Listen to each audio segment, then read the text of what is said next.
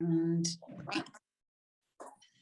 okay, hi Kerry, how are you going today? Good, Carly, thanks. How are you? Good, thank you. Thank you for joining me today. I just really wanted to check in with you, and I wanted you to share who you are right now, what you're doing in your business, and kind of share that for our audience so they get an idea about what you're up to these days. So I am a women's empowerment coach, specifically working with women who have escaped DV or are escaping DV or been through that kind of trauma. I run a workshop called Your Inner Warrior Workshop, and I help them to reconnect with their inner power, to learning about healthy boundaries and healing the trauma that comes after such experiences. And then I also am a Reiki master, Reiki practitioner. Yeah, so that's a really good combination of skills right there, isn't it? And such important work that you're doing. Yeah, so I've always wanted to do Reiki, and then this year was the year that I was like, yes, I'm doing it this year, because I think it'll go really well with the workshop to incorporate the energy healing as an offer as part of my workshops as well. So yeah, awesome. And do you remember what it was that attracted you to learning Reiki with me?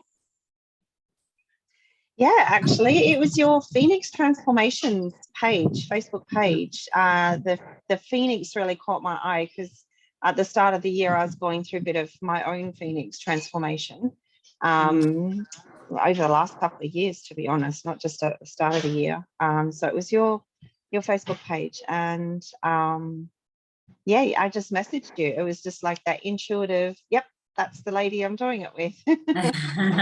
Yeah.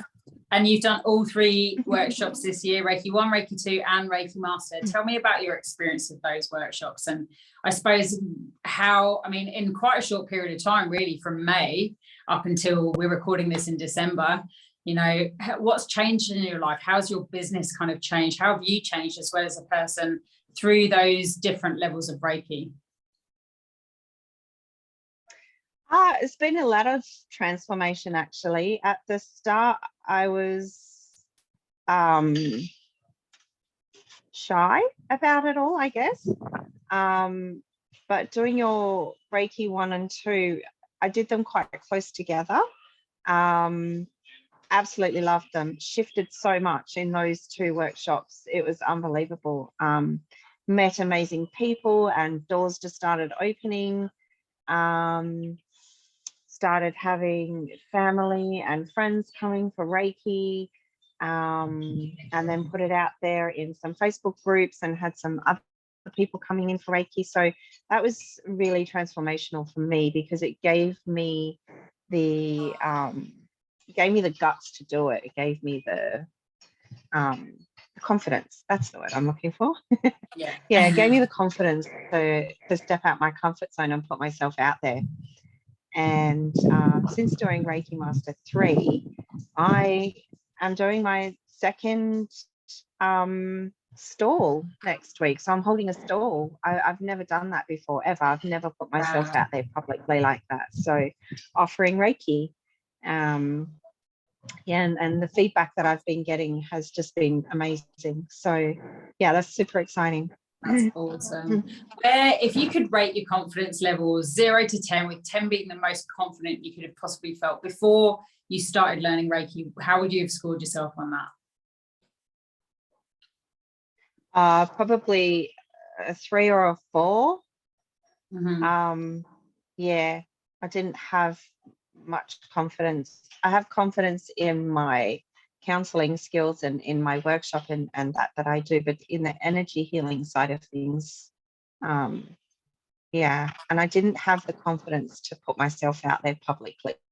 Yeah, and I've seen you do Facebook Lives recently, and then like you're having your second stall.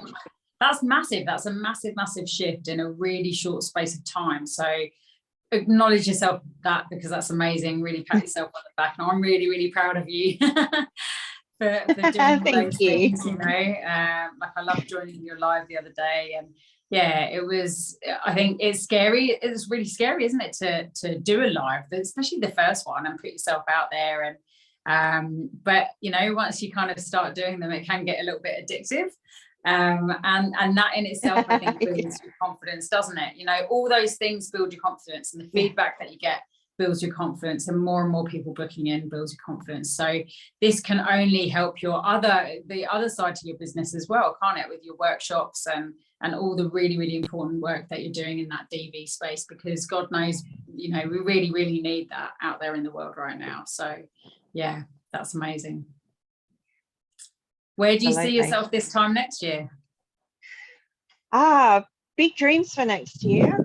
Restructuring the workshop and taking it to refuges, and offering it within the refuge, to connect with the women at their most vulnerable time when they've left. Will you offer Reiki as part of that in the refuge as well? Yeah, that's amazing. Absolutely. I can't wait to hear how that goes. Yeah, that's incredible. Yeah, absolutely. I'm also thinking I want to pop to some old age homes and offer some free Reiki just to some of the elderlies out there. That's lovely. Oh, yeah. So if anyone's sitting on the fence or wondering what Reiki is all about, or they're wondering, you know, should I take the leap and join a workshop, what would you say to them if they're thinking about that right now? Don't doubt yourself. Don't roadblock yourself. Don't wait as long as I did, because I've probably been drawn to Reiki since my late teens, like 18, 19, 20, but never took the plunge. And I'm 44 now. So, and it's the best thing I ever did. Absolutely love it. Awesome. Yeah.